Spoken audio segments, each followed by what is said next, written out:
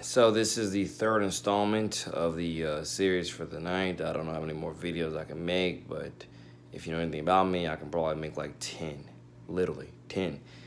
That's what happens when you always have a lot of things to talk about, and or you're just saying the same thing but phrasing them just a ton of different ways, and so on. Like I say, I look forward to all the future marketing of the music, all the future marketing of the brand itself in general, the merchandise. Like I say, if you listen to the music, there's nothing in there that you should not find to fall in love with. Like, there's everything and more in the music that you should fall in love with. Well, I'm on beat, I'm off beat, there's everything in the music and more that you should fall in love with. And I think that's one of the things that will separate, continuously separate, you know, things going forward. If not, just bring them more in a tenfold. It's like if you want music that is community driven, student driven, family driven, and a few other things that I can name there, then my music is for you. That's literally what I'm constantly doing in my music. I'm putting community, I'm putting family, I'm putting students, all in it, all involved, all making it what it can be, and so on. And I do think that the more I get to know today's students, particularly at Mama Mater of Nice, I think the more I get to know today's students, the more they get even more excited about, dare I even say, what the school truly is if they take advantage of what's there, and so on. Like, I don't know how I inspire almost anyone and everyone that meets me. I don't know how I do what I do, but I just do it, and I inspire a lot of people.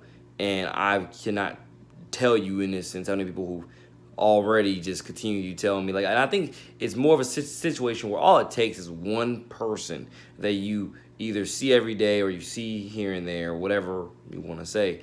It just takes one person to get everyone excited, everyone inspired, everyone wanting to chime in, everyone wanting to get on the wave, and so on. And I just believe in many different ways, let alone this core way, one way or the other.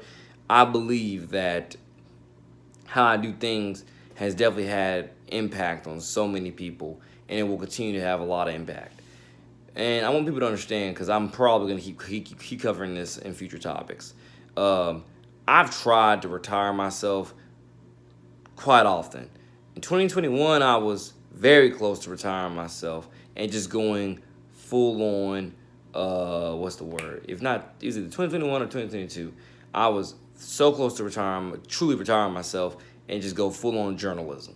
That's what I was super close to doing. God's my witness whether that would have been the right choice or not. But I do think the more that I get bigger, the more I'm going to get probably a flood of messages with everyone telling me in whatever video they saw, whether it's the video on this channel or the other, they're going to be telling me, like, you know, don't quit, never quit. You've been the artist that I've been waiting for. Love your music. All the same stuff that I've already gotten over the years, whether or not they listen to every song or not. You know what I mean? God's my witness whether I ever do get that flood of messages or not, because I've already gotten quite a few of them over the years. And if anybody were to ask me, especially in this context, why don't I listen to some of the naysayers or some of the doubt that probably have told me in the past to quit, give up, or whatever? Three reasons. One, dare I even say you're not in my shoes. Number two, the way that I write music flows out of me like water, so I almost can't give it up no matter which way I go. Like, I'm either gonna be writing music for the rest of my life, or I'm gonna be writing, journals, articles, newspaper, you name it. I'm always gonna be writing for the rest of my life in one which way or the other, because it flows out of me like water, like a factory, like a machine. Number three, if you have listened to half of the artists that I've listened to, that I have studied the numbers, I've studied the lyrics. There are so many artists out there, especially who are mainstream, who would not have their careers if they were not signed to a label. It is their label for the only reason they have a career. So many artists have zero talent, and they have only made it to where they've made it to the mainstream because of their label, solely by their label, nothing else, etc. But then I've also listened to a lot of artists that are extremely underrated that I want to help be a part of bringing them up to the mainstream in whatever way I possibly can. Like, I'm actually a co-signing artist. I love co-signing people. I love co-signing artists. I love co-signing anything and everything that can possibly put my name on. I love doing that. That is who I am and what I believe in. Because I, especially in music wise, I've been there. I've done that.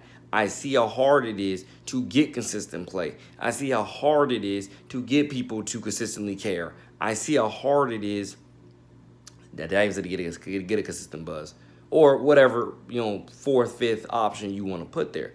I've seen how hard it is to know that you have talent, but people don't want to consistently listen to you. Because again, like I said, I broke it down in the last video, maybe 100 other videos, before, during, and after. There's so many artists, like I said before, you check their YouTube numbers, they have a video that's been out for 3 or 4 years, and it finally reached to triple digits of the millions or a billion. It finally reached there. But you look at their Spotify numbers are 1, 2, 3 million.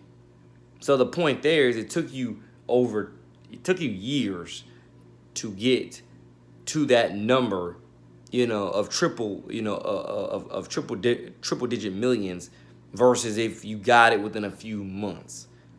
That's the point of view there, let alone got it within a few days. That's the point there. That's the core point of all my analogies, etc. And I'm just being honest, like, I've tried to retire myself a lot. But the more I keep on writing and I keep coming up with song titles, especially the writing part, like, the music flows out of me like water.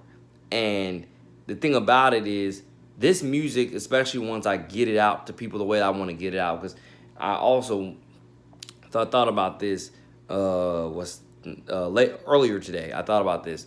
I'm probably going to have to skip mixing and mastering for a lot of my future music, because I'm telling you when I say I don't think I have time for mixing and mastering. The way that I write and the way that I can record music, I am probably going to have to and be better off putting some of this music out as just whatever I can make it to be, which is what I always debate with myself on before I release a track. Is this good enough to be heard by the multi-millions? Or better yet, just anybody, better yet. Is it good enough to where if you press play, you're going to be like, he has something here, versus, oh my goodness, this was mediocre dumpster fire garbage. I'm always asking myself that question. Is someone going to listen to this and be like, he was on to something here. I see what he was trying to do, versus they're going to listen to him and be like, this is some mediocre dumpster fire garbage.